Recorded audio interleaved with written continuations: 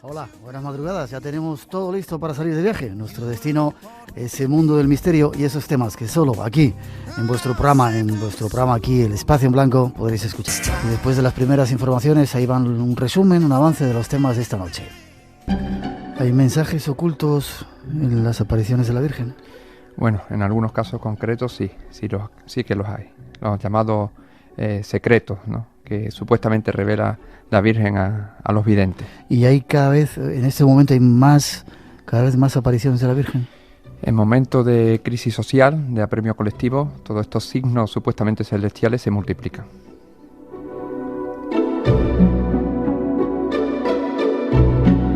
Moisés Garrido, un placer que estés con nosotros. Presentar a nuestro invitado, nos faltaba hacer eso. ¿Cómo estás? Pues muy feliz de estar aquí en tu programa, ¿no? Programa antológico, emblemático, y que recuerdo con especial cariño y mucha nostalgia. Escuchabas, me contabas, lo podemos contar, anda. Lo que me contabas en el pasillo. Bueno. Hace un montón de años, que tu novia, ¿qué te decía? Bueno, siempre que en aquella época, pues es normal, las peleillas, ¿no? Cuando uno quería ir a casa rápido para escuchar Espacio en Blanco. ¿Tú querías ir a casa rápido? Yo me quería ir rápido a casa para escuchar Espacio en Blanco. Pero te decía, un sábado que salimos, no me lleves a casa a una o las dos, ¿no? Y tú ibas a casa. Solía pasar eso. Qué bonito es sentir esa pasión, ¿verdad? Por la radio, compartirla. La pasión por la radio, por el misterio y por los programas bien hechos, ¿no? Y la divulgación seria que siempre has hecho, que eso es lo importante. Con gente como tú. Te devuelvo la flor. Llevas 20 años también investigando ese tipo de cosas. Has trabajado en diferentes programas también de radio. Sí. ¿Cómo se llamaba? ¿Cómo se llama? ¿Frontera de lo desconocido? Bueno, sí, ese fue un programa que hicimos los compañeros Ignacio Garzón, también un gran especialista en el tema de las apariciones marianas de Huelva, Alejandro Rubio y yo, entre el año 1992 y 2001, en otra cadena de radio. Uh-huh. Colaboras con casi todas las revistas, has escrito algunos libros hablando de este asunto, y eres del GIFO. No, eso hace muchos años ya, ¿no? Que fui presidente de la delegación en Huelva del Grupo Español de Investigación del Fenómeno OVNI, GIFO.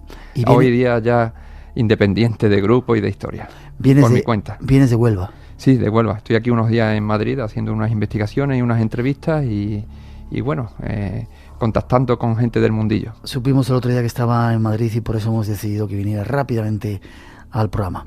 Vamos a ver si te parece, nos lo había pedido mucha gente, el fenómeno de las apariciones. Hemos de pedir disculpas a la gente que se pueda sentir ofendida porque ante todo lo queremos tratar con mucho respeto, pero hay veces que se siente ofendida por cosas que seguramente vas a contar. Bueno, no quiero adelantar el asunto, pero desde el mayor respeto hacia esa figura, hacia las apariciones, hacia ese fenómeno, vamos a intentar sacar conclusiones y responder a preguntas.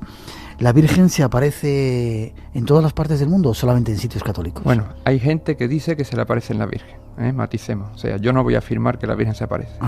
Tú dices que hay gente que dice que se aparece, que se le aparece la Virgen, vale. O sea, luego podríamos entrar en discutir qué naturaleza es la que está detrás de esos fenómenos, la interpretación que pueda tener. En principio hay gente que dice que ven a la Virgen, a Jesús y a otros seres del santoral católico, en esos enclaves que se llama aparicionistas. Y está repartido por todo el orbe cristiano. Todo el orbe cristiano. Sin embargo, parece que hay algunas excepciones, por ejemplo en Zeitún. Ahora dentro del día 11 de abril nos vamos a Egipto, y en el Cairo de vez en cuando hemos ido perdido en mitad de la ciudad aquella gigantesca, está Santa María de Zeitún, que es un lugar donde ha habido apariciones increíbles y la gente que está ahí te cuenta, un país islámico, aunque evidentemente es una iglesia católica, pero ahí se apareció la Virgen. En Japón también. En Akita, Japón, sí. En Nairobi, en África, en algunos lugares donde no tiene nada que ver con la figura de la Virgen, dice que se ha aparecido la Virgen también. No, exacto, pero en núcleos cristianos, ¿no? Casi siempre. Mucha gente también ve muchas similitudes entre esa figura de la Virgen y otro fenómeno que tú también has estudiado, los ovnis. Por ejemplo, en Fátima, lo que los niños estaban relatando se parecía mucho a un extraterrestre. Efectivamente, si uno se acerca a los primeros testimonios de Lucía dos Santos, que era una de las 3 niños videntes de Fátima, pues la verdad es que su descripción coincide perfectamente con lo que en el contexto ufológico denominaríamos un ufonauta, ¿no? O un supuesto extraterrestre. Hay estudios muy interesantes sobre esa conexión entre los ovnis y las apariciones marianas, ¿no? Incluso lugares geográficos que coinciden también, ¿no? Por ejemplo, en el suroeste español yo estudié en su día 3 apariciones marianas, que fueron las de Repilado en Huelva, vamos a hablar de ella dentro de un poquito, las de Pedrera en Sevilla y las de Benalú de Sidonia en Cádiz. Si tú trasladas esos 3 puntos marianos a un mapa, ves que está dentro de un triángulo que coinciden también con una zona muy concreta de avistamiento ovni que es el Coto de Doñana, ¿no? Ya. Las más importantes apariciones para ti en España, ¿cuáles han sido? Si me puedes así dar dos datos. Importante en cuanto a como fenómeno social, no tanto... Como fenómeno social, sí. Pues sin duda yo creo que en su día Garabandal, que todavía hay muchas ramificaciones de ese caso, aunque duró solamente 4 años, y las actuales del Escorial, ¿no? que ya llevan casi 30 años, ¿no? Y que el otro día han dado permiso para hacer misa en el Prado Nuevo ya. Desde hace tiempo. La noticia salía el otro día. Bueno, quizá que lo hubieran autorizado. Ajá. Salió que la Iglesia autorizaba el hecho de que pudieran dar misa en Prado Nuevo. ¿Eso significa que la Iglesia acepta esas apariciones? Eso significa que la Iglesia es muy astuta. Porque en el año 85 el entonces arzobispo de Madrid-Alcalá, Ángel Suquía, dijo que no consta el carácter sobrenatural de estas apariciones, bajo informe. Con el paso del tiempo y conforme el número de asistentes ha aumentado, la Iglesia ya se ha metido por medio y trata de controlar ese enclave mariano, quizás tratando de convertirlo en una especie de Fátima la española. Ya. Sin embargo, detrás hay muchos rumores de escándalo con la supuesta vidente y todo lo que hay alrededor. Sí, hace cuestión de semanas pues ha salido una sentencia que condena a este grupo que está detrás del Escorial a que paguen 300.000 euros, ¿no? a las víctimas de todo ese tinglao mariano. Sí, bueno, seguramente luego nos dará tiempo a analizarlo. 2:19, 1:19 en las Islas Canarias. Este es el Espacio en Blanco en Radio Nacional de España. Esta noche, desde el respeto, insistimos, tratando de analizar el tema de las apariciones marianas, que es algo que nos habíais pedido. Detrás de esa introducción seguimos. En estas estaban cuando de pronto y tras oírse un trueno, una figura muy bella, con muchos resplandores, se hace visible ante ellas. Asustadas las niñas gritan al unísono: ¡El ángel! ¡El ángel! Al instante, el ser celestial desapareció y las niñas salieron huyendo hacia la aldea. Con gran nerviosismo cuentan a algunas amigas que jugaban en la calle lo sucedido, tras lo cual deciden confesárselo también a la maestra, doña Serafina Gómez, a la que esperaron dentro de la iglesia. Don Valentín Marichalar, párroco de Cosío, aguarda a que las jóvenes salgan de clase para interrogarlas. Las 4 niñas vuelven pues al lugar donde tuvieron el primer encuentro con el ángel, un punto que ya empezó a ser conocido como La Calleja.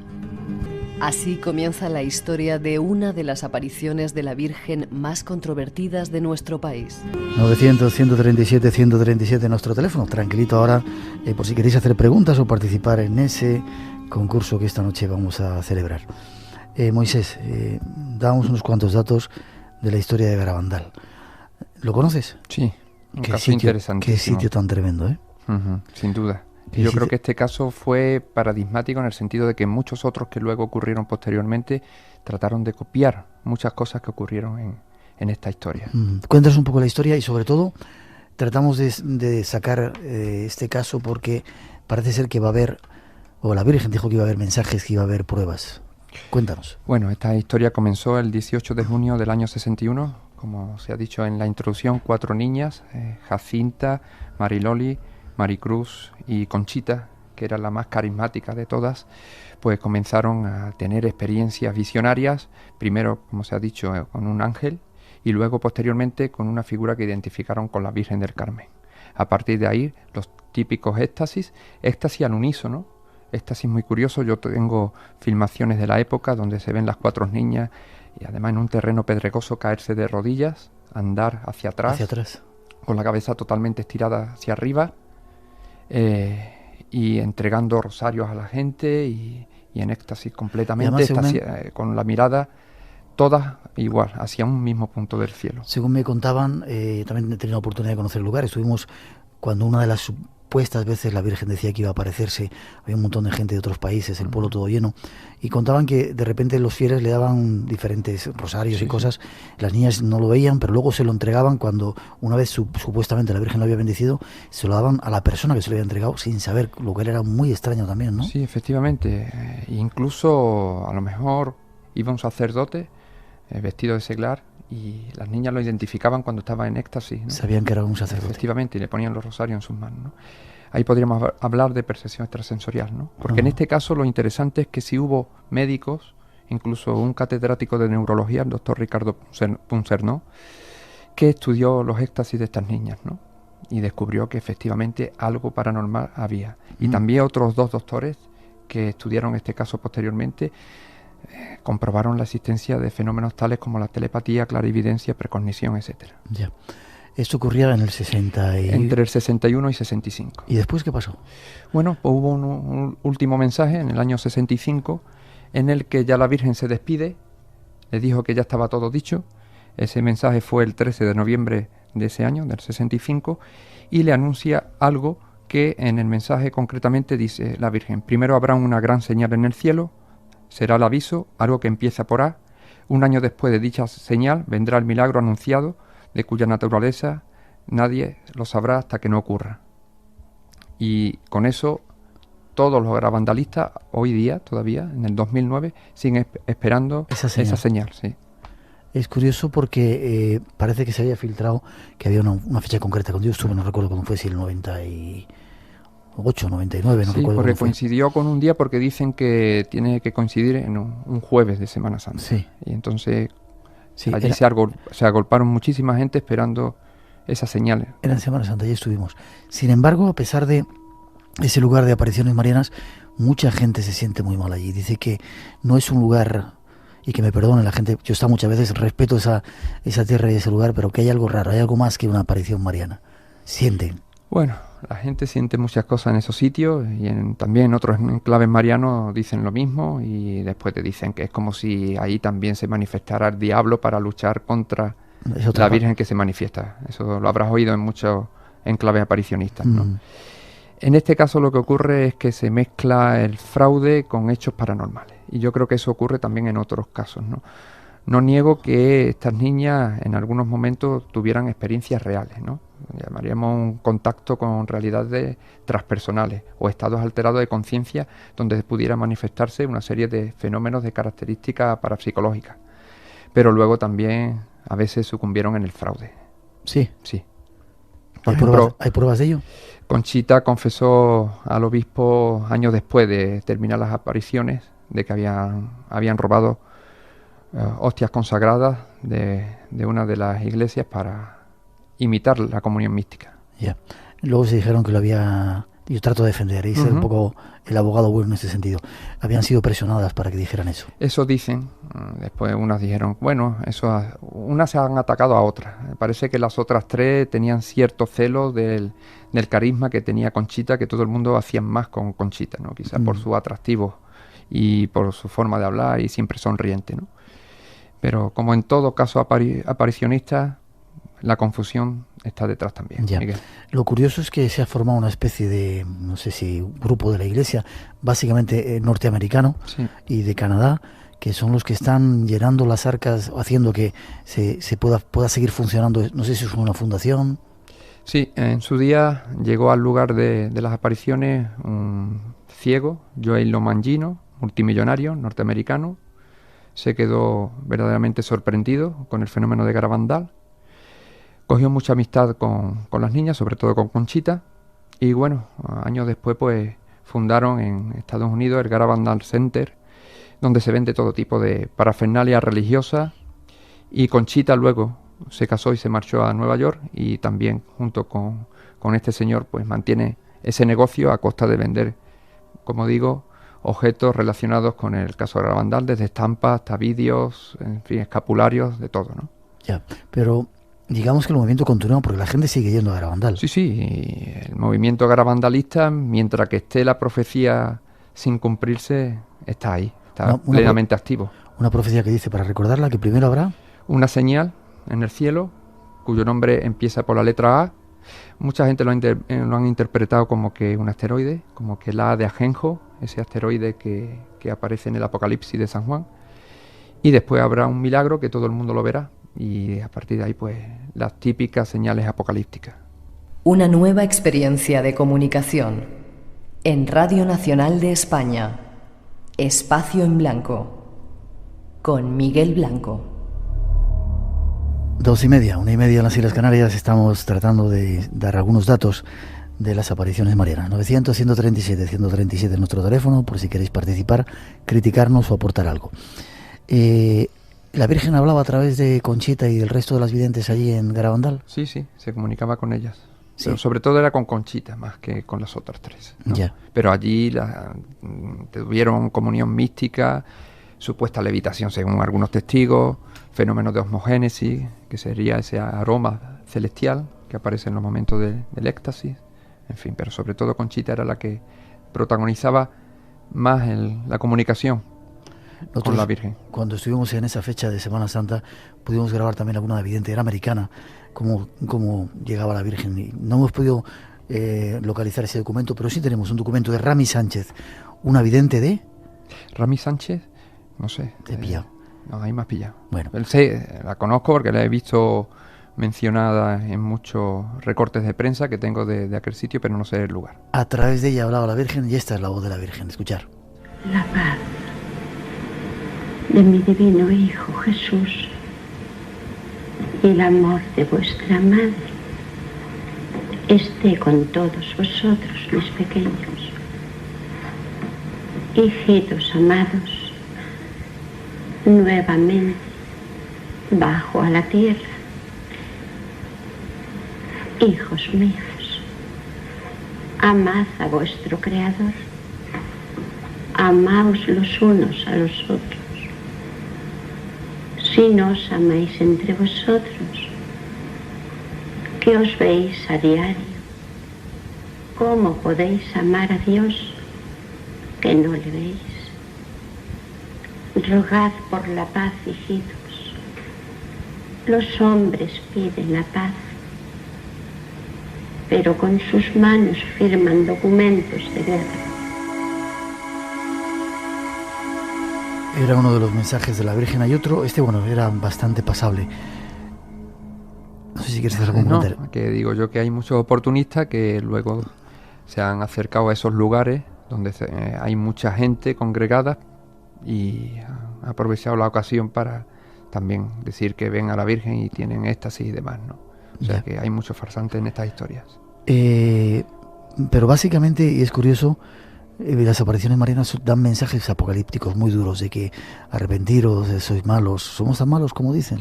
Evidentemente debemos de serlo, pero bueno. Bueno, tampoco hace falta que venga nadie a decírnoslo así, ¿no? Del cielo a decírnoslo, ¿no? Lo sabemos y ya está. Yo creo que esto es absurdo, que hayan existido casi 22.000 apariciones marianas a lo largo de la historia. 22.000. 22.000 censadas por el Vaticano. ¿Desde cuándo?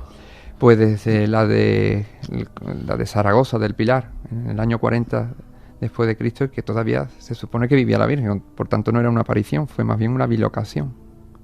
A partir de esa época, sobre todo a partir de la Edad Media, cuando se incentiva mucho el culto a la Virgen María.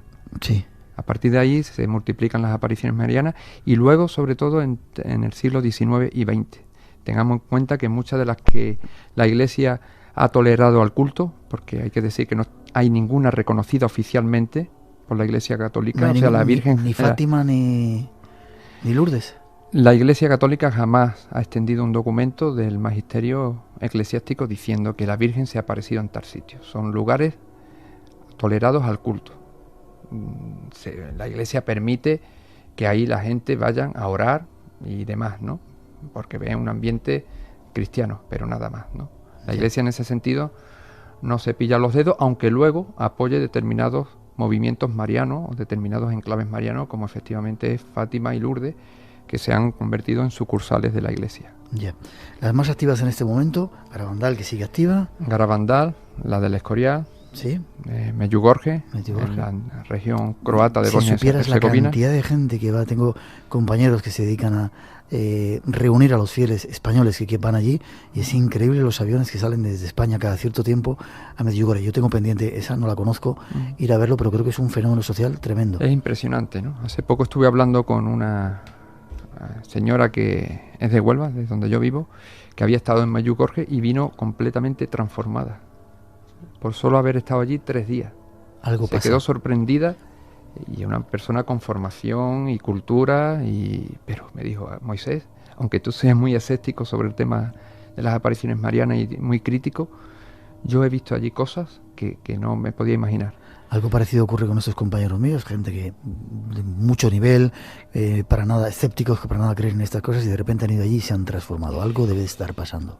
Algo pasará, no sabemos si también actúa la sugestión, de eso si quiere podemos hablar, de lo que es la sugestión en esos ambientes. Yo he visto crisis histéricas y he visto muchas cosas en las apariciones marianas en ese enclave, ¿no? Por eso yo trato de explicar estos temas desde el punto de vista de lo psicológico, de lo psiquiátrico y en algunos casos de lo parapsicológico, ¿no? Yeah. Pero me cuesta mucho aceptar un origen sobrenatural de estas historias, ¿no? Porque eres escéptico e irás al infierno. Muy bien, pues allí te veré. No lo sé si pasaré por ahí, seguramente. ¿Por qué en determinados lugares? ¿Y por qué en esos lugares concretos? Cuevas, arroyos, árboles, es decir, ¿por qué? Bueno, Esas habría que estudiar el tema también desde un punto de vista antropológico, quizás desde un punto de vista mitológico, sociológico, y ver que son lugares de poder, lugares donde ha habido antiguos cultos, donde ha habido culturas megalíticas, ha habido otras tradiciones esotéricas, cultos paganos. Ten en cuenta que muchas de las cosas que hoy se atribuye a la Virgen María y que se enfoca desde la óptica cristiana, antes pertenecía a las religiones paganas, a las religiones mistéricas. Y ha habido como un traspase de los antiguos mitos y cultos a las diosas femeninas con este de la Virgen María. Y por supuesto siempre se ha representado a las diosas femeninas en torno a la tierra, ¿no? A los arroyos, a las cuevas. ¿Y podrías aceptar que, como pasaba en el Palmar de Troya, el otro día pusimos un programa que rescatamos de nuestro archivo, hablamos ahora de Joaquín Gómez Burón? Para mí ha sido una lección de periodismo y de saber estar, ¿no? Él estuvo allí, le querían hacer obispo y nos contaba un poco toda su experiencia, ¿no? Y más o menos daba la tesis de que, bueno, había una serie de evidentes al principio. ¿Puedes aceptar todo eso, que de repente haya gente que ve algo, que vive un fenómeno tremendo, sobrenatural, místico, mágico, parapsicológico, como tú quieras, y luego, no sé si la iglesia, los estamentos, los aprovechados, van y entran para montar negocio ahí? El fenómeno aparicionista en sus inicios puede ser cierto en cuanto a que puede ocurrir una serie de fenómenos de tipo paranormal y que haya niños que entren en estado de trance y que vean algo que ellos, de acuerdo al contexto social y cultural, lo van a interpretar desde ese enfoque cristiano. Muchas veces, como en el caso del Palmar de Troya, las 4 niñas que vieron supuestamente a la Virgen no sabían lo que habían visto realmente. Fue cuando salieron corriendo hacia el pueblo del Palmar de Troya, porque la visión la tuvieron en una finca que se conoce como la Alcaparrosa. Eso fue el 30 de marzo de 1968. Pues fueron los adultos, los mayores, sus padres y los vecinos y demás, quienes le dijeron que posiblemente habían visto a la Virgen. Y ya fueron con esa idea de nuevo a ese lugar y empezaron a decir que realmente estaban viendo a la Virgen. Yeah. Hasta que pocos meses después se sumaron videntes adultos, eclipsaron a estas 4 niñas que ya no volvieron al lugar porque era frecuentado por muchísimas personas, curiosos, periodistas, vinieron autocares de toda España y los padres de estas niñas las retiraron inmediatamente de aquel sitio, temiendo que le pudieran pasar algo, ¿no? Y ya acapararon la atención, pues, videntes adultos, ¿no? Nombres muy conocidos como Pepe Cayetano, Rosario Arenilla, María Luisa Vila, María Marín. Y meses después aparece en escena un joven contable de 23 años que se llama Clemente Domínguez Gómez, acompañado de un amigo suyo que es abogado, Manuel Alonso Corral. Y este hombre pues tiene unos éxtasis muy histriónicos, estigmas en la mano, en la frente, y empieza pues a ser el centro de atención de todos los que se acercan al lugar. Y si quieres, bueno, luego seguimos contando hasta dónde llega esta historia, que para mí es el caso aparicionista que más me gusta estudiar por lo... Pues cuéntalo, complejo y vamos atentos, dentro de unos momentos vamos a escuchar la voz de la Virgen y la voz de Dios incluso a través de un vidente. Lo vamos a poner dentro de un momentito, pero ¿qué pasó? Rápidamente cuenta. Bueno, pues que este hombre claramente se ve desde el principio su megalomanía. Los mensajes proféticos son muy alarmistas y apocalípticos, como tú bien antes dijiste, que es lo habitual en estas historias. Y de pronto en el año 75, después de que ya tiene una fama internacional, porque hace viajes incluso al extranjero, ¿no?, para captar adeptos y también para coger dinero, ¿no?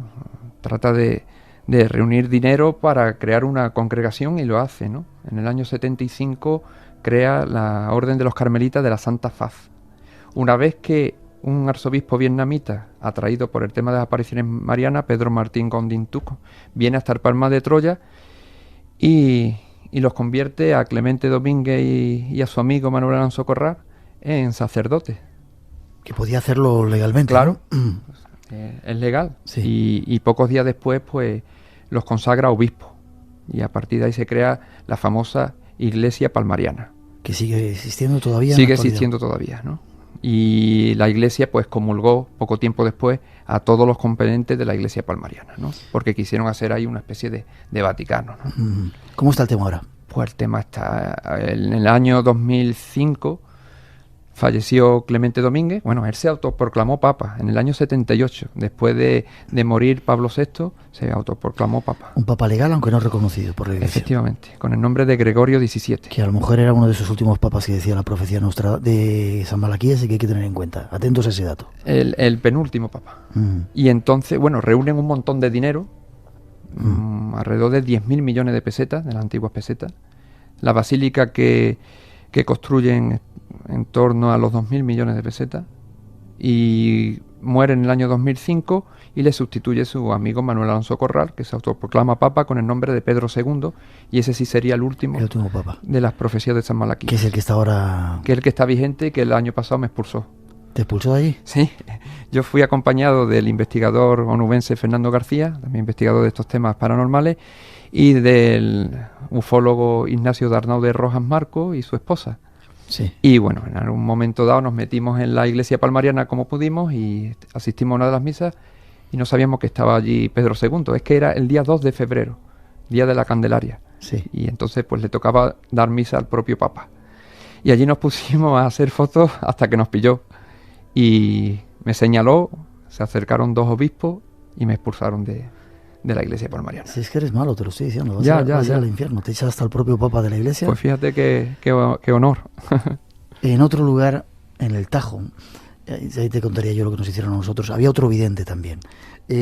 José Luis Manzano se llamaba. Muy jovencito. ¿Quieres contar algo de él o ponemos muy breve?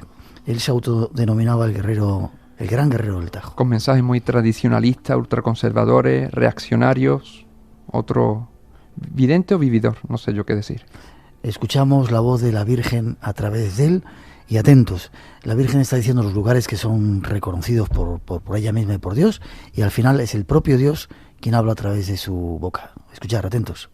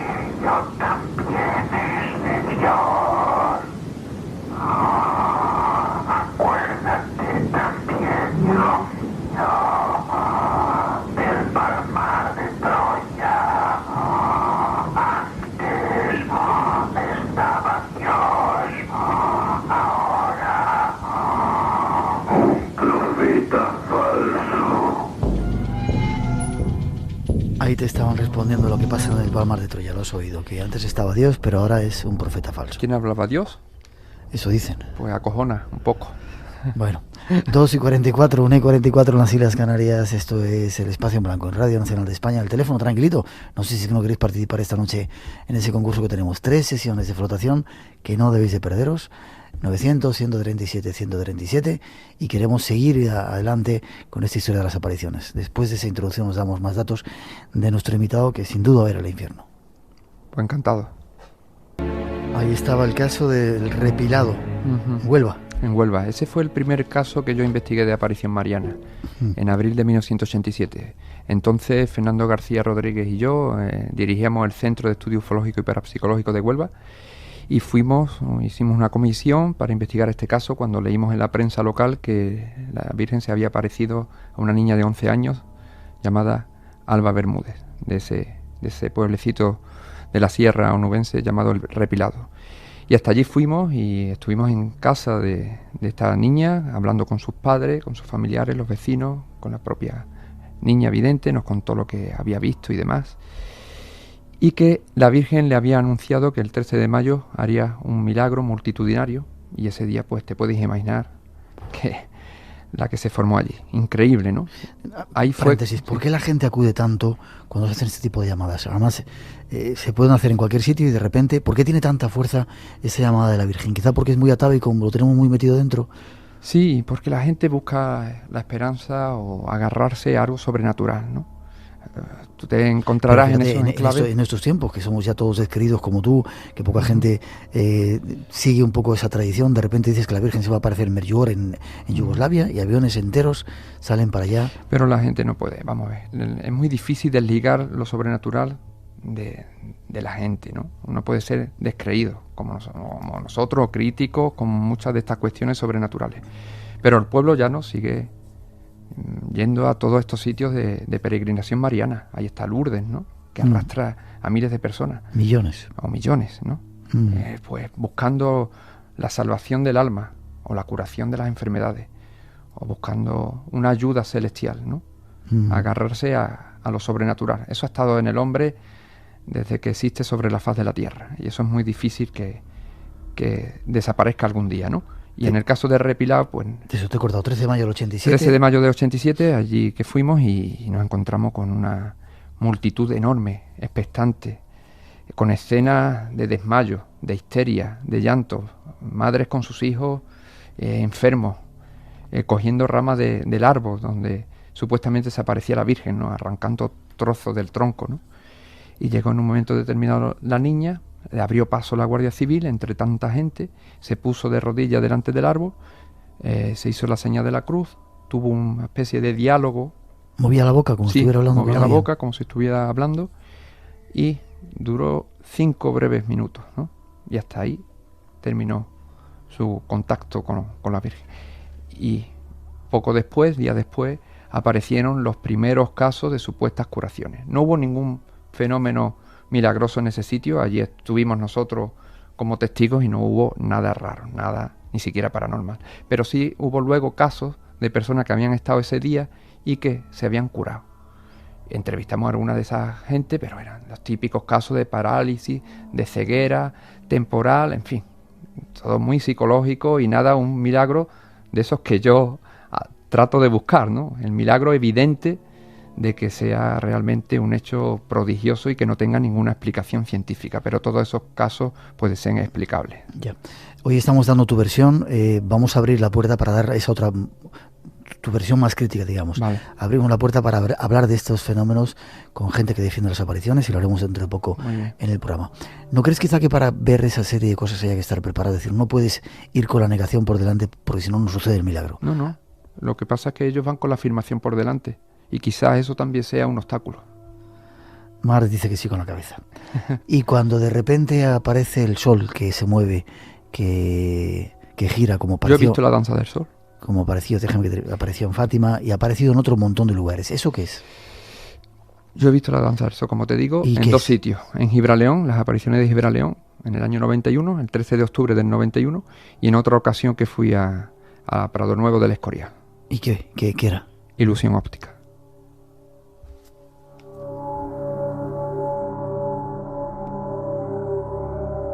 No, es que le tengo que decir algo aquí a micrófono cerrado que prefería que no escucharan. No, te lo digo claro. Miguel.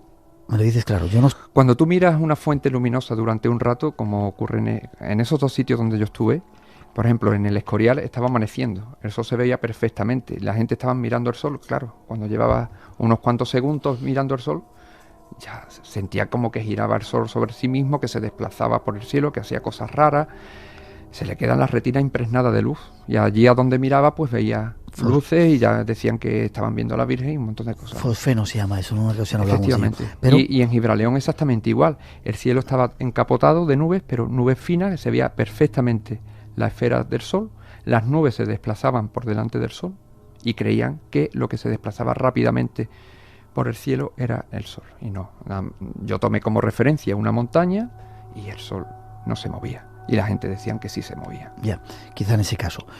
Parece que hay pruebas bastante contundentes que en Fátima pudieron ver que el sol estaba en un determinado lugar y luego el sol se movió y visto por un...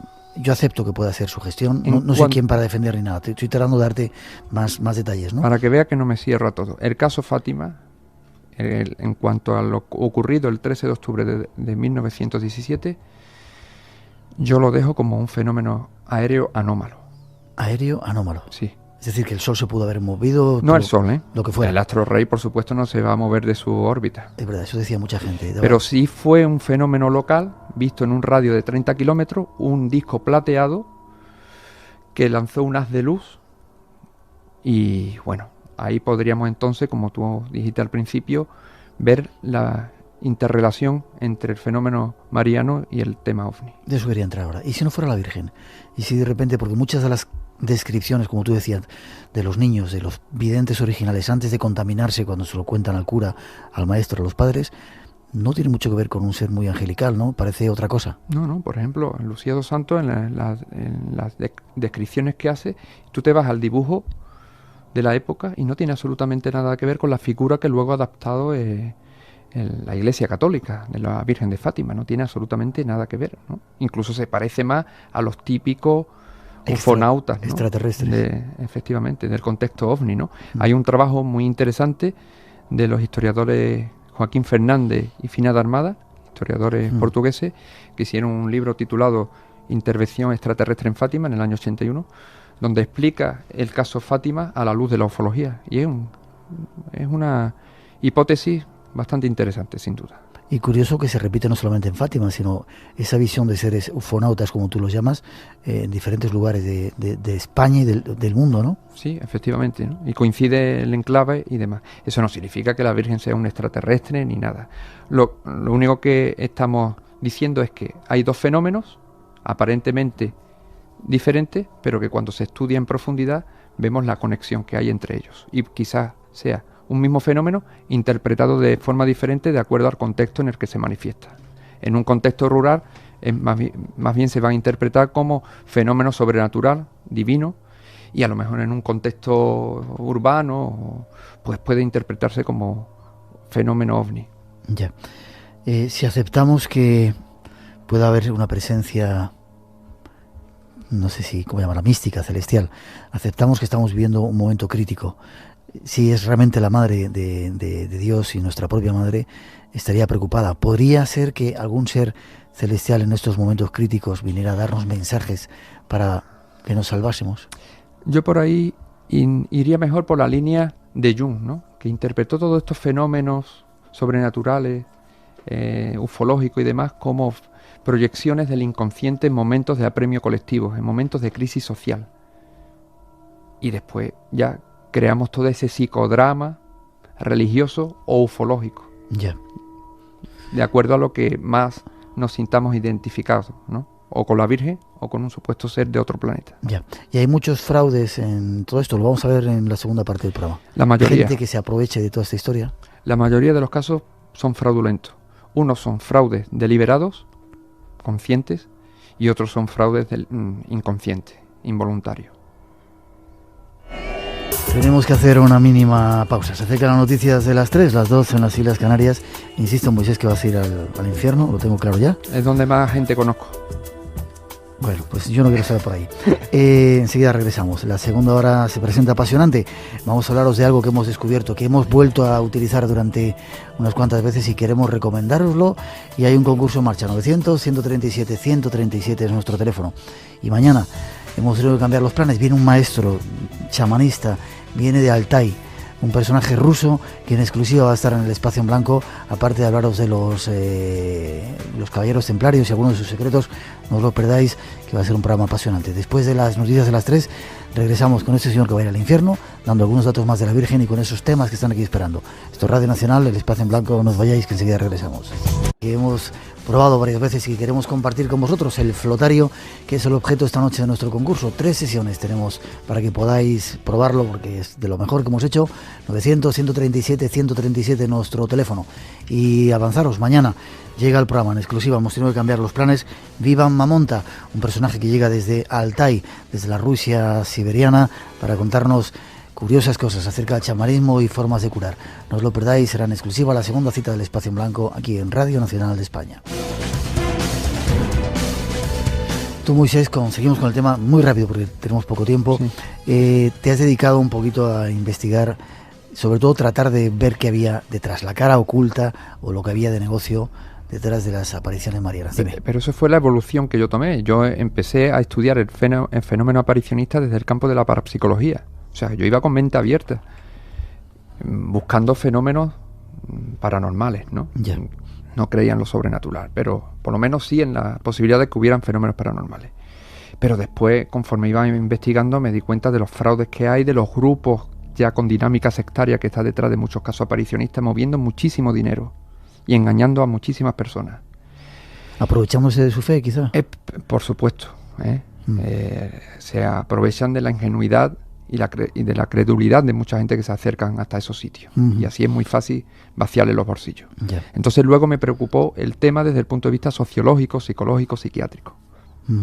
Porque es normal que cuando tú descubres tanto fraude y tanto engaño, como el caso de Pedrera, donde la vidente y el marido se disfrazaban de la Virgen. ¿Ese salió en un canal de televisión? Sí, pero antes yo ya había publicado en la revista Enigma la posibilidad de eso, de que se disfrazaban. ¿Y qué hacían? Pues yo estaba muchísimas veces allí en Pedrera, Valencia. En Pedrera, no, en Sevilla, en la provincia de Sevilla. Sí. ¿Y qué pasaba?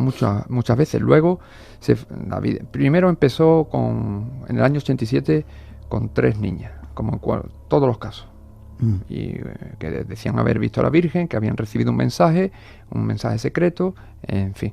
Pero al poco tiempo aparece una vidente adulta, que es Carmen López, de 43 años, que afirma ver a la Virgen, tiene estigma, comuniones místicas, etcétera, etcétera, lo típico. Y en torno a ella se crea un grupo de protectores de la vidente, que ya no permiten que nadie la grabe, que nadie la entreviste, etcétera, ¿no? Y ahí empieza la sospecha. Y yo frecuenté mucho ese lugar y pues, fui descubriendo a raíz de los testimonios que ahí había gatos encerrados, porque todo el mundo decía ver a la Virgen, a Jesucristo y a un montón de gente del santoral católico. Y eso ya a mí me hizo sospechar, ¿no? Y ya ponían una especie de tapia para que nadie pasara a menos de 300 metros de la aparición y ocurría a muy altas horas de la madrugada, a las 4 o 5 de la mañana. O sea, la Virgen se aparecía, la anunciaban y de repente aparecía la Virgen. De pronto a lo lejos veías una persona con una bola de luz en las manos, un ser luminosa, exacto, no. Un ser, en principio un ser, que la gente, claro, identificaba con la Virgen. ¿Y luego? Y hay filmaciones y luego se ha descubierto, por supuesto, que eran ellos, ¿no? La vidente, su marido y algunos más que le seguían. Que cogían una luz y... Sí, una bola que habían fabricado con una lámpara dentro, la movían, la agitaban, iban ataviados con una túnica y claro, a esas horas de la madrugada, a las 4 o las 5 de la madrugada, horas y horas la gente esperando, rezando, en ese ambiente ya de expectación, pues claro, cuando ven eso, pues la histeria se desata y creen que efectivamente están viendo algo sobrenatural. Sin embargo, se descubrió que era un fraude. Pillaron a esa mujer y con la bola entrando a su casa. Y ese programa se vio evidentemente que era un fraude porque los pillaron infraganti. Ya. Aún así, sigue teniendo seguidores y apoyando ese tema, ¿no? Porque la fe tiene esas cosas. Otros lugares donde hayas comprobado que hay fraude, que había fraude en esas apariciones. Bueno, pues en Denia, Alicante, por ejemplo, ¿no? Ahí tenemos el caso de la vidente Antonia Álvarez, que en el año 85 afirma que tiene un Cristo de limpias que sangra. Y ya se crea otro grupo en torno a ella. Sin embargo, la sospecha llega hasta el punto de que la Guardia Civil se presenta en su casa, se lleva al Cristo, tratan de analizar la sangre y era mercromina. ¿Sí? Sí. Y le avisan de que... Comprobado. Sí. Se analiza y es mercromina. Y le dicen que se deje ya de historia. Pero ella continúa con sus comuniones místicas, materialización incluso de cáliz, que yo tengo filmaciones y se ve claramente cómo se las saca de debajo de las túnicas, pero la gente en ese ambiente todo lo ve con los ojos del fanatismo y rápidamente lo interpreta como algo sobrenatural. Y también se pinta, si no con mercromina, con rotulador los estigmas en la frente, ¿no? Y dice que la Virgen le ha comunicado que tiene que construir una ermita, una capilla, ¿no? Y entonces recauda un montón de dinero de sus acólitos. Y unos 200 millones de pesetas. Y no construye la capilla, sino que se construye un enorme chalet. Entonces estos acólitos despiertan y la denuncian. Pero sale airosa del juicio. Porque habían sido donaciones, ¿no? Y no tenía la vidente por qué entregar luego ese dinero a los acólitos. Yeah. Así que ya saben, quien tenga fe en esta historia, que no está protegido por la ley. Eres malo, insisto. La última cosa que hayas investigado, que se haya comprobado que es un fraude. En el tema de las apariciones, bueno, pues el Escorial, por ejemplo, aprovechando que he estado en Madrid, he estado hablando con el doctor en psiquiatría Francisco Alonso Fernández, catedrático emérito de la Universidad Complutense de Madrid. Este hombre hizo un trabajo magnífico, excepcional, que era su libro Estigmas, Levitaciones y Éxtasis. Él tuvo oportunidad de estudiar los videntes del Palma de Troya en sus inicios, en los años 70, a María Marín, a María Luisa Vila y los estigmas, y también intentó estudiar el caso del Escorial, pero no le permitieron que analizara los estigmas de la vidente, de Luz Amparos Cueva. Y entonces, pues, si ya se pone esos obstáculos, entonces la duda está clara, ¿no? Ya. Para ti, a punto de resumir, tenemos un montón de preguntas y creo que deberíamos de volver a hacer otro programa, una segunda parte, hablando de ello, a lo mejor con otra persona del otro lado. Antes te hago una pregunta. ¿Qué opinan las otras religiones de las apariciones marianas? Preguntan en el chat y te guardo el resto de las preguntas. Las otras religiones, pues, por ejemplo, la religión evangélica, por ejemplo, los protestantes opinan totalmente en contra, ¿no? Dicen que la Virgen y todas estas apariciones sobrenaturales pues no añaden nada nuevo a lo dicho en la Biblia y por lo tanto son falsas o creadas por el maligno. Y después otras religiones, pues no sé, cada una tendrá sus propias manifestaciones milagrosas y las respetarán como algo propio de cada religión. Bien. ¿Cuántos años llevas investigando el tema? ¿20 años? El tema de las apariciones desde el año 87. 22. La conclusión mínima que has sacado hasta ahora, ¿cuál es? Bueno, en el libro que publiqué en el año 2004, que llevaba por título El negocio de la Virgen, publicado por la editorial Nautilus, ahí digo claramente que todo este tipo de manifestaciones supuestamente sobrenaturales tienen causa psicológica o psiquiátrica. Solo en algunos casos puede haber fenomenología paranormal y en algunos, ya muy reducido en su porcentaje, alguna conexión con el tema OVNI, por ejemplo, lo ocurrido en Fátima o, por ejemplo, algunas de las manifestaciones ocurridas en Medjugorje. Pero nada que ver con apariciones de la Virgen o apariciones místicas. Creo que son fenómenos endógenos producidos por el psiquismo humano. ¿Y te quedas tan tranquilo? Sí, me quedo tan tranquilo. 3 y 16, 2 y 16 en las Islas Canarias. Tenemos que hacer un punto, será seguido en este tema porque yo quiero volver a tenerte en el programa para seguir hablando de más casos concretos, sí, con más testimonios y seguramente con la otra parte, para que defiendan. ¿No crees que puede haber aparecido, que puede aparecer en estos momentos alguien sobrenatural que venga a ayudarnos? No. Maitreya está a punto de llegar. Dentro de poco hablaremos con Benjamín Creme, que es el que lo está anunciando. Siento decirte que no creo en nada sobrenatural. Irás al infierno, qué pena. Sin embargo... Tampoco creo en el infierno. Sin embargo, eres uno de los buenos. Bueno, hay que investigar estos temas con mente abierta, eso sí, ¿no? Y siempre muy crítico. Y si descubres fraude detrás de las apariciones marianas, pues se denuncia y punto, ¿no? Sí, señor. Insisto, déjame decir que eres de los buenos, te consideramos de la familia del Espacio en Blanco. Ojalá sigas estando muchas veces con nosotros.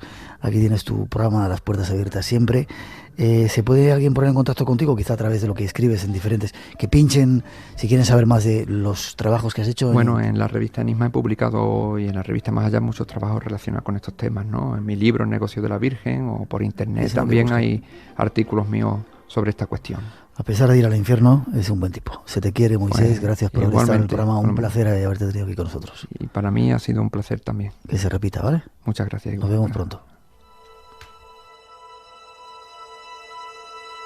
Preparamos nuestro segundo tema, pero antes una información.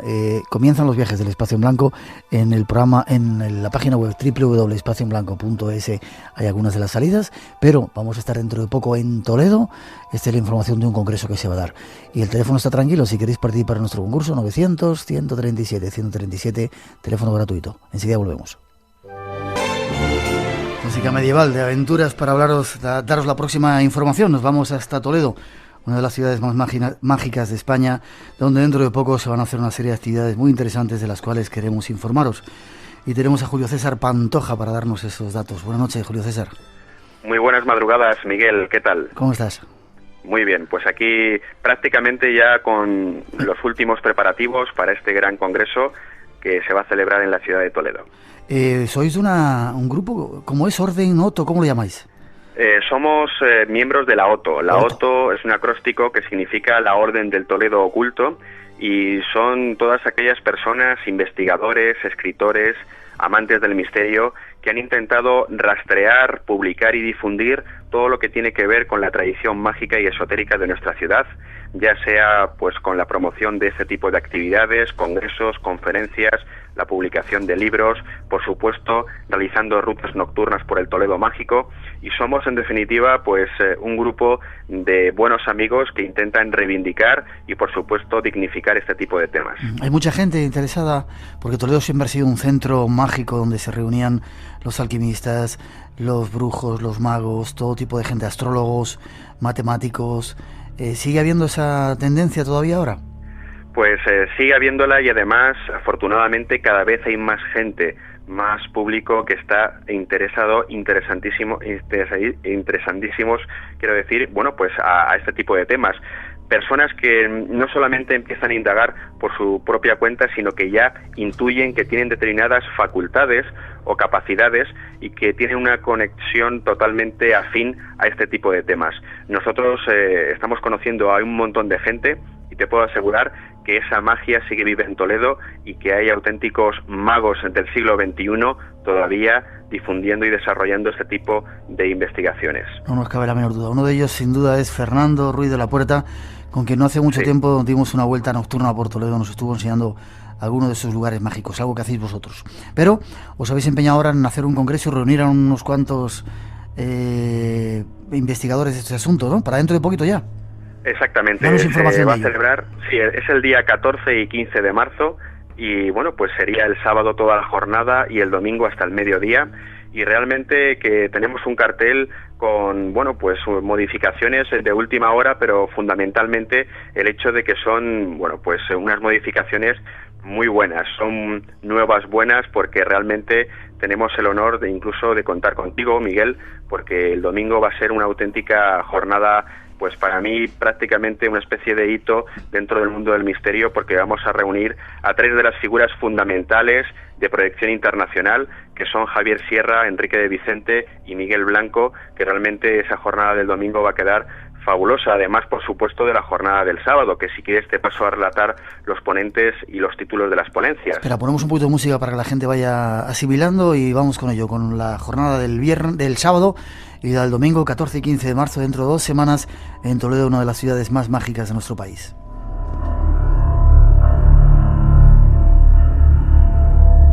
Cuéntanos, ¿a qué hora comienza el congreso el sábado? Pues Pues la apertura de puertas es a las 10 de la mañana, empezaremos a las 10:30 aproximadamente, y para empezar tenemos una conferencia muy bonita que va a hablar sobre Toledo, la magia y la cultura astrológica.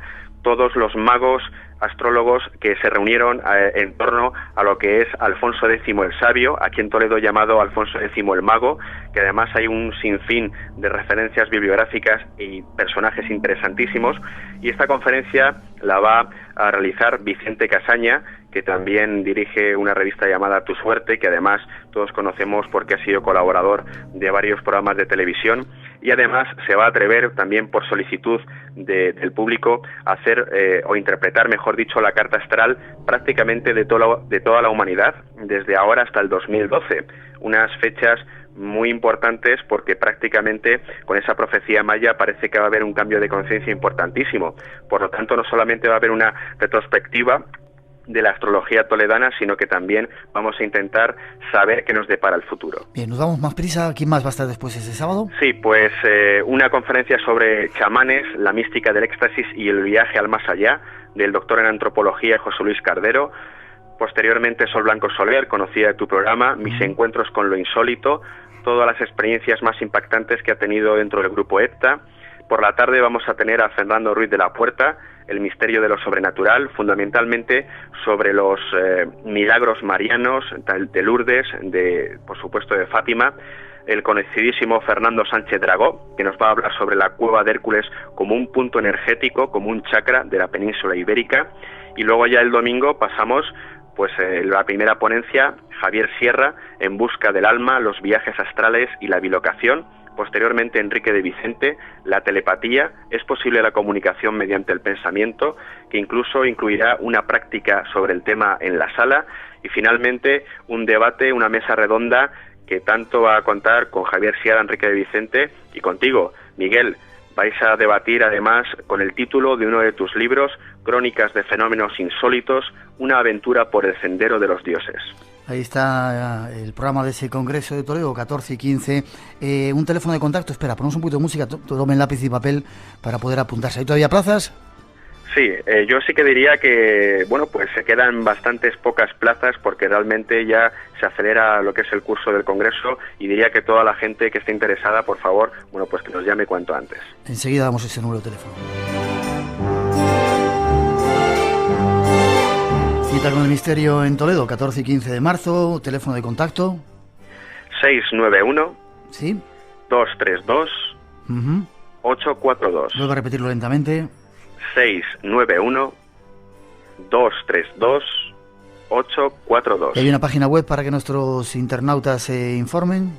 Claro que sí, es www.congresociudadtoledo.com. congresociudadtoledo.com. Pues enhorabuena, Julio César, me habéis liado, bien liado. Nos veremos el domingo y intentaremos estar asistiendo y siguiendo esas ponencias tan interesantes de nuestros compañeros. Gracias y enhorabuena por la idea y por el trabajo, y nos vemos prontito en ese Congreso de Toledo. Y apúntame sí. En la orden esa, Otto, ¿vale? Yo también quiero ser de ellos. Por supuesto. Pues un gran abrazo, Miguel, nos vemos pronto y verás cómo nos vamos a divertir y vamos a pasar un buen rato todos juntos allí en Toledo. Seguro. Nos vemos pronto. Un abrazo.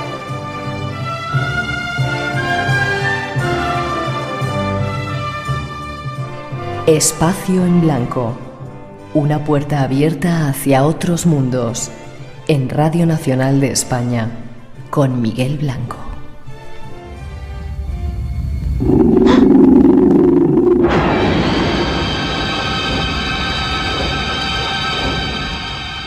Atrévete a acercarte más y te destrozaré.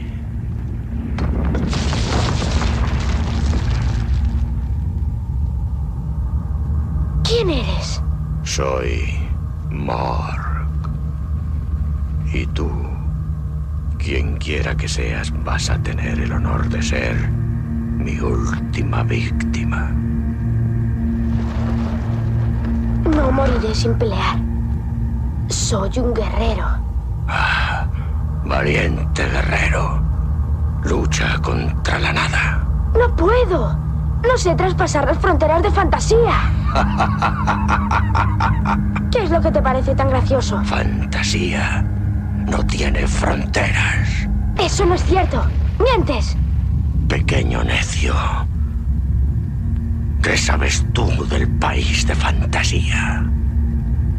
Es el mundo de la fantasía humana. Cada parte de su reino, cada criatura suya, no es más que un trozo de los sueños y esperanzas de la humanidad. Por lo tanto,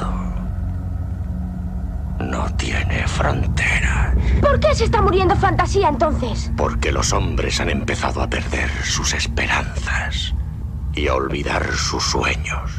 Por eso la nada avanza cada día más. ¿Qué es la nada?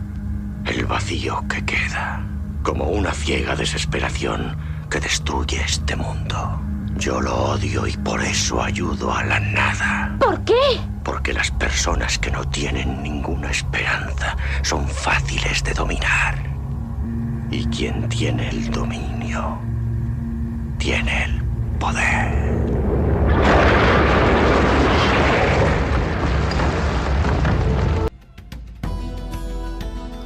3:31, 2:31 las Islas Canarias. Esto es lo que esta noche queremos sortear. 900-137-137 nuestro teléfono, por si queréis participar en ese concurso. Lo localizamos hace como 15 años en Barcelona, lo estuvimos probando y nos quedamos tan alucinados que hemos estado dando vueltas por el sitio que teníamos más cerca, aquí en Madrid, para tratar de encontrarlo y por fin lo hicimos. Judith Olano, buenas noches. Hola, buenas noches. ¿Cómo estás? ¿Qué tal estás? Eres una de las personas que tienen la suerte de tener un flotario, nosotros lo llamamos la cámara de aislamiento sensorial, sí, cerca, en el sitio donde trabajas, ¿verdad? Sí. ¿Desde hace cuánto? Lo tenemos desde hace 1 año y medio aproximadamente. Es increíble, ¿eh? Es increíble. Domingo Herbaz, buenas noches. Buenas noches, Miguel. Yo el otro día me marchaba, estuve 2 horas haciendo ese sistema que, como digo, lo estamos incluso diciendo en la página web, lo más increíble que hemos utilizado para relajarse como sistema. Yo me iba y tú llegabas. Tienes mucha suerte porque lo haces bastante a menudo, ¿no? Pues intento una vez cada 15 días, mínimo. Sí. Y bueno, llevo así más de 1 año. Y a ti te pasan cosas que nos vas a contar ahora. Por supuesto. Espera, nos lo vas a contar. Judith, hay mucha gente que desde que hablábamos la otra vez nos han preguntado cosas. En esa introducción hablábamos un poco de las ventajas que tiene. ¿Es eso? ¿Sirve para todas esas cosas que hemos contado ahí? Sí, justo, lo ha dicho muy bien. Es todo eso. ¿Y algo más?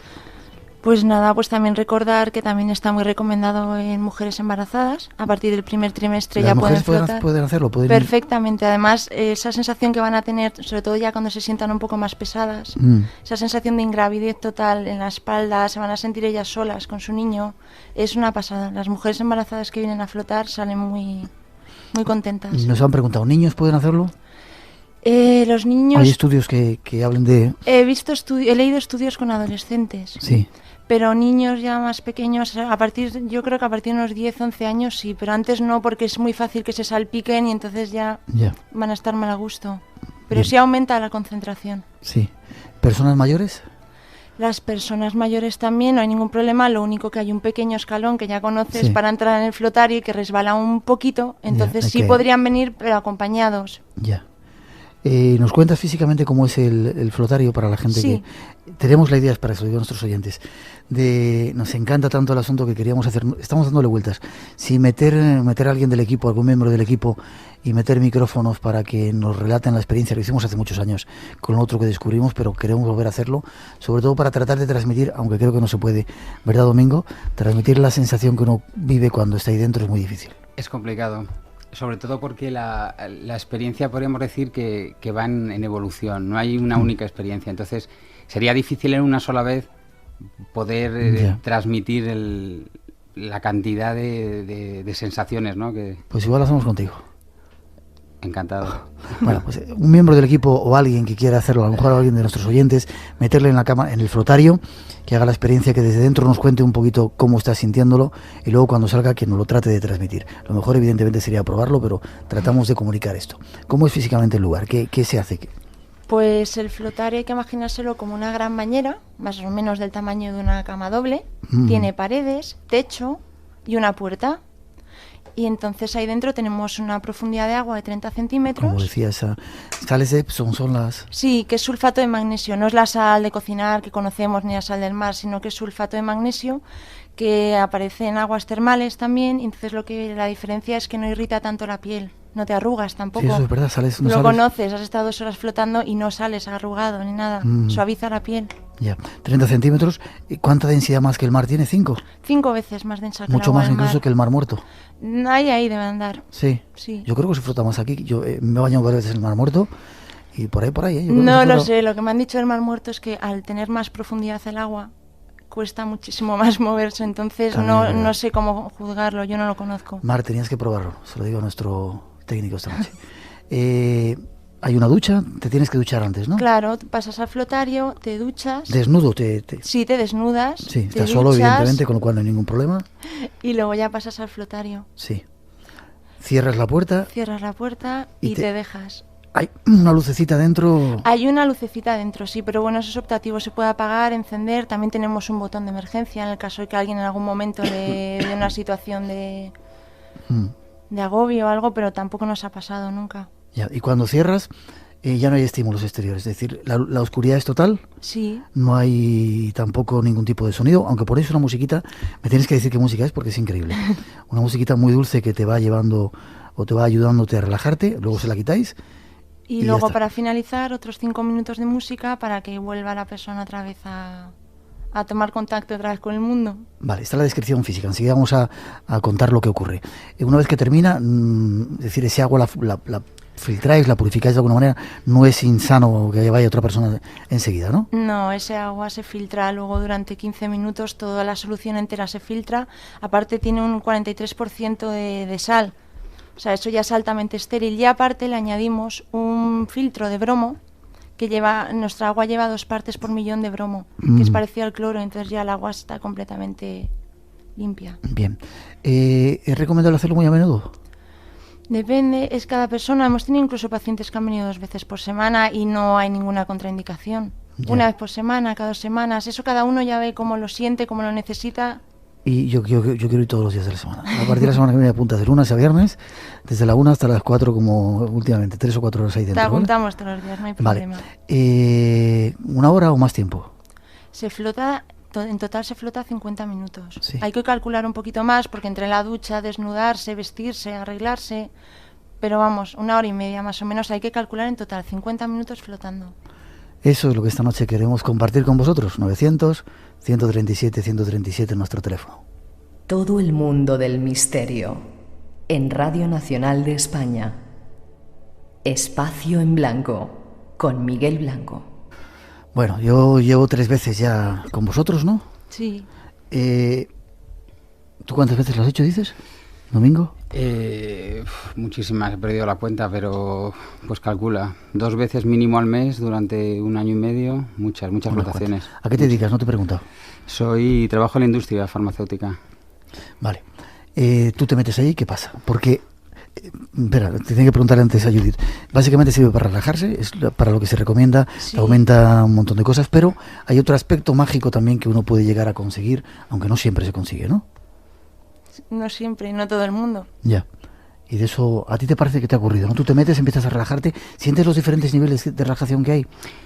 Porque así quiero que sea una conversación tú y yo, que a mí me pasa, llega de repente, te tumbas, escuchas la musiquita, es increíble la sensación de relax que tienes, porque como no te puedes hundir, el agua está a 30 y ¿cuántos grados? A 35 grados. No sientes que estés en el agua, es decir, es una sensación muy extraña, y yo de repente siento que me voy relajando de una forma natural, no tengo que hacer nada. Y me empiezan a salir los dolores que tiene mi cuerpo. Los golpes que me pegan en el hombro, una caída que tuve, una flecha que me dieron los indios en el Amazonas, en no sé dónde. Es como si el cuerpo hablara en una primera instancia. ¿Te pasa a ti también? Sí, eso es. Es como que tomas tu conciencia habitual cambia, ¿no? Una vez que estás dentro, el aislamiento que te produce el flotario te hace tener una visión interior totalmente distinta. Es como que empiezas a hacer un análisis, te aíslas de cualquier estímulo externo y empiezas a hacer una especie de análisis interno. Pero no hace falta que lo hagas, te surge, ¿no? Te surge. ¿Te pasa que normalmente no escuchamos nuestros propios ruidos internos, pero cuando estás empezando a relajarte, empiezas a escuchar el corazón? Eso es. Es curioso, es un síntoma de que empiezo a estar, ¿no? eso es, empiezas a escuchar la frecuencia cardíaca y no solamente eso, sino que además notas todo el sistema vascular, o sea, eres consciente ya no solamente del latido, ¿no? Sino de cómo la sangre fluye, ¿no? Por todo el sistema vascular. Entonces es cuando empiezas a meditar y a mirar a tu interior, ¿no? Empiezas a notar tus órganos, la respiración, los latidos.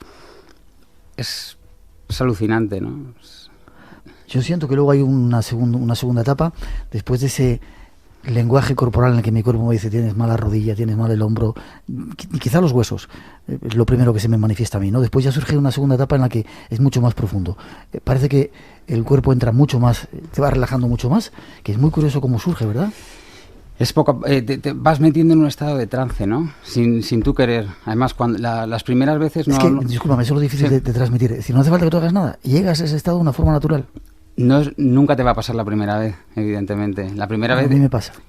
Pero estás más experimentado quizás en estos temas. Yo, por ejemplo, no soy un iniciado en la meditación ni en todos estos temas y, sin embargo, a base de flotar, automáticamente lo he ido consiguiendo, ¿no? Por eso veo también el flotario como una especie de amplificador, ¿no?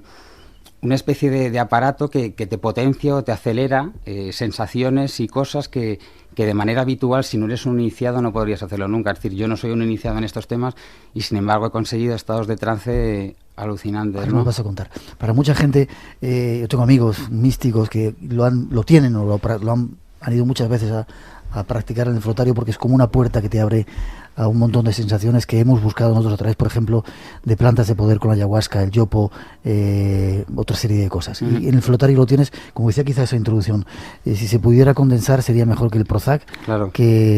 No sabía que tenía cuestiones también sexuales, que sí, que sirve para que funciones mejor, dicen. Después que llegas al segundo nivel o tercer nivel, de repente parece que te vas y llegas a esos estados de trance. ¿Tú qué has vivido? Pues lo que me pasó, que me pasa ya habitualmente, es que llegas al estado de trance, tu cuerpo queda totalmente anestesiado, es como que tu cuerpo se va por otro lado, o sea, tu cuerpo se anestesia completamente y no notas el contacto con el agua y es como que tu cuerpo desaparece y te metes en un estado de conciencia que no tiene nada que ver con el habitual, ¿no? Entonces, a raíz de ese momento, empiezan a fluir pensamientos, ideas, y es como todo muy rápido, ¿no? La mente se libera y en muy poco tiempo el concepto que tenemos del tiempo cambia por completo. Entonces, lo que un minuto puede ser muchísimo más tiempo o una hora se puede pasar en un minuto. O sea, el concepto clásico del tiempo en el flotario desaparece. Entonces, entras en ese estado de trance y lo que a mí me ha pasado... que todavía no lo he llevado, no lo he desarrollado del todo porque me asusta, ¿no? Y siempre vuelvo. ¿Te asusta? Me asusta porque es como que me noto en contacto con otras energías distintas. No te puedo hablar de otras personas que estén en ese mismo estado quizás, ¿no? O como que hay más inteligencias aparte de la mía en ese momento. Entonces, ¿qué pasa? Sí. Eso te da como... No lo controlo bien todavía. Entonces es como que quiero volver, pero cuando quiero volver, el cuerpo, no sé si es porque está demasiado aislado, no me responde. Entonces es un momento extraño, ¿no? Entonces intento moverme y no me responde el cuerpo y siento, no es dolor, pero es como una especie de presión para intentar mover el cuerpo hasta que ya consigo moverlo, ¿no? Y digo, joder... Wow, ¿no? Es 900-137-137 nuestro teléfono. Este es uno de los premios que tenemos esta noche y yo os recomiendo que lo probéis.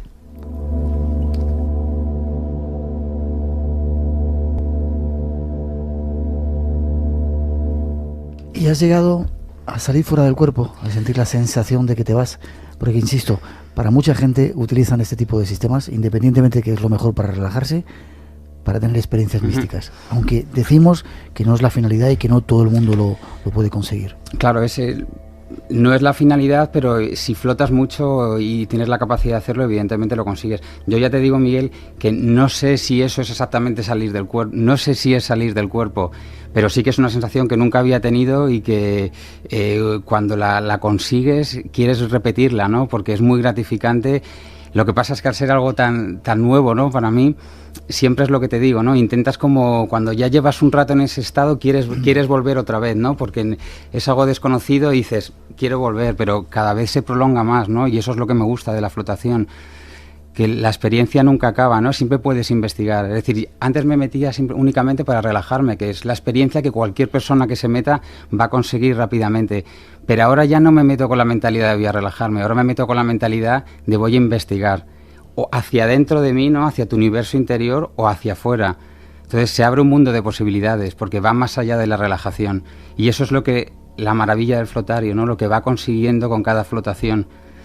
La oportunidad ya no solamente de relajarte, que ya te digo que está al alcance de cualquier persona que quiera flotar, sino de no voy a relajarme, pero a la vez hoy voy a buscar algo, ¿no? Voy a ir hacia afuera o voy a ir hacia adentro, a ver por dónde me lleva. Luego te cuento yo cosas. ¿Ha habido gente, Judith, de los que han ido a vuestro centro que haya conseguido esa salida, ese viaje? Me contabais el otro día que había alguien que hacía yoga, oyente nuestro, parece ser que había ido, ¿no? Un oyente, sí, viene a meditar. O sea, él medita habitualmente y la verdad es que ha descubierto el flotario y está encantado con el tema, porque ve que también que se le potencia mucho más. ¿Y la gente que va normalmente qué te dice cuando sale? Es muy parecido, ¿no? A ver, le pasa un poquito, es parecido a lo que ha dicho Domingo. Normalmente todos, me incluyo, las primeras veces que flotábamos íbamos buscando simplemente una relajación. Ahora ya yo me incluyo, cada vez que entro al flotario ya vamos buscando algo más. Yo todavía no lo he alcanzado, yo me he quedado simplemente, he salido del agua y me he sentido flotando fuera. ¿Has salido del agua? ¿Cómo si estuviera flotando por encima? Como si estuviera flotando por encima, pero durante muchísimo tiempo, o sea, flotando en el aire, vamos, porque es que pierdes todo tipo de sensación de tacto, presión, fricción con el agua, y yo sí me he sentido verdaderamente flotando fuera. Pero la gente sí, cada vez van experimentando. Además hay que decirle a la gente que cada flotación es diferente, cada persona siente diferente y cada vez que vengan van a sentir una cosa diferente, y que tampoco se dejen influenciar, porque cada persona es un mundo y nunca vamos a sentir lo mismo. Sí. Por eso a mí nunca me gusta decir lo que va a sentir cada persona, porque es muy diferente. Y es acumulativo, es decir, cuanto más veces lo haces, más fácil es esa relajación. Yo creo que sí, porque también aprendes, ¿no? A cómo hacerlo, ¿no? Aprendes a conocer el flotario, a conocer tu cuerpo y tu forma de relajarte. Entonces cada vez es más rápido el proceso, cada vez es más rápido. Sí, cada vez te cuesta menos trabajo. Hay una cosa, Miguel, muy curiosa también que pasa, y es que te metes en el flotario, buscas el estado de trance, te metes con cualquier problema que tengas y en vez de sentarte normalmente, como puedes hacer en la vida cotidiana, voy a solucionar este problema, te metes con el problema y es como la mente va al doble de velocidad. De repente te salen 1000 soluciones o 1000 maneras de resolver un asunto, cualquier asunto que puedas tener. No es como que, no sé si es por lógica o automáticamente, la mente busca una salida. Entonces me encanta a veces también simplemente meterme, no para relajarme, sino para pensar, el simple hecho de pensar, ¿no? Te da otra perspectiva nueva para enfocar los problemas. ¿Eso lo has notado, Judith, que te lo diga la gente? Sí, no, y la paz, la tranquilidad que alcanzan, o sea, la paz. Entran estresados, agobiados, con su vida cotidiana, con miles de problemas, y salen, o sea, yo lo noto, el trato con los pacientes, el trato que tenemos diariamente, el paciente que entra agobiado, estresado, ¿cómo sale luego? Ya solo la cara, es decir, con los músculos, las fracciones de la cara completamente relajadas, las mejillas rojas, felices, o sea, simplemente salen cambiados. O sea, no es la misma persona la que entra, cuanto más agobiados entren, más tranquilos salen, además. ¿Y has notado que luego Domingo se duerme increíblemente bien por la noche? Eso es, sí. Y que el estado de relajación te dura, lo decía también ese informe, ¿no? Durante un tiempo, es decir, no es solamente un ratito.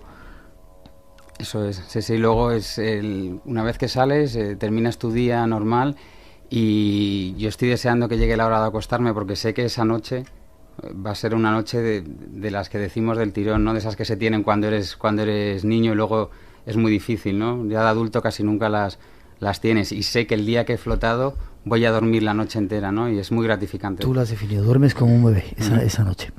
Judith, nos queda poco tiempo. ¿Para qué lo recomendáis vosotros como profesionales soy fisioterapeutas? Fisioterapeuta. Sí, ¿para qué lo recomendáis?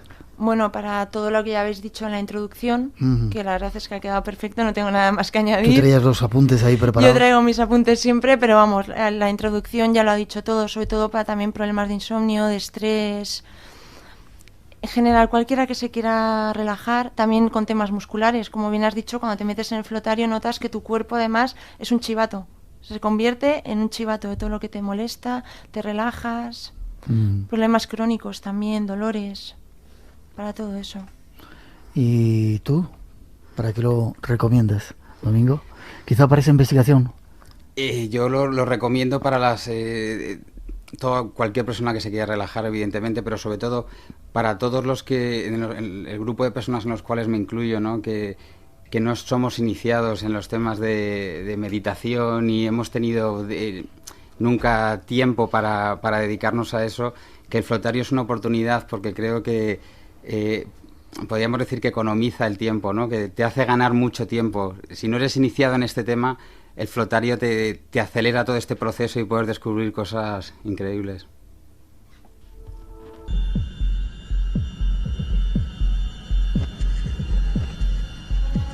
No es la primera vez que en una investigación de fenómenos paranormales los testigos relatan los hechos con total normalidad y resignación. Sin embargo, les vamos a contar la determinación desesperada que ha tomado una familia británica ante lo vivido en su propia casa. El millonario árabe Anwar Rashid y su familia se han visto obligados a abandonar su lujosa mansión en Nottinghamshire, en Reino Unido. El motivo, el acoso al que eran sometidos por supuestos fantasmas.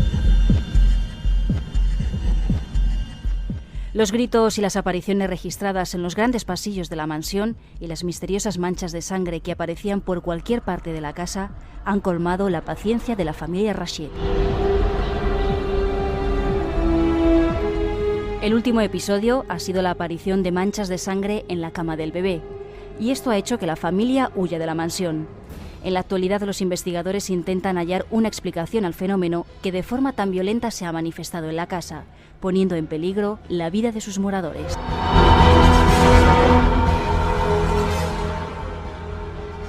Y continuamos en Reino Unido porque algo parecido es lo que están viviendo los trabajadores y pacientes del nuevo Hospital General de Derby, quienes atemorizados describen la aparición de una figura con ropa negra y capa que acecha por los pasillos y salas del centro. El gerente del hospital ha informado a todos los empleados que ya ha solicitado los servicios de un exorcista que pueda liberar el espíritu que vaga por el centro y que ha generado cientos de denuncias en los últimos meses. Según los testigos, las apariciones son mucho más frecuentes en las zonas cercanas al depósito de cadáveres del hospital, donde una figura masculina, vestida con ropa negra, ha sido vista muchas veces atravesando las paredes y andando por los pasillos. Les tendremos informados sobre estos casos. Y nos vamos, termina la primera edición de este Espacio en Blanco, y como el concurso queremos que lo aproveche más gente, seguiremos mañana con esas 3 posibilidades de flotar en ese flotario que no debéis de perder.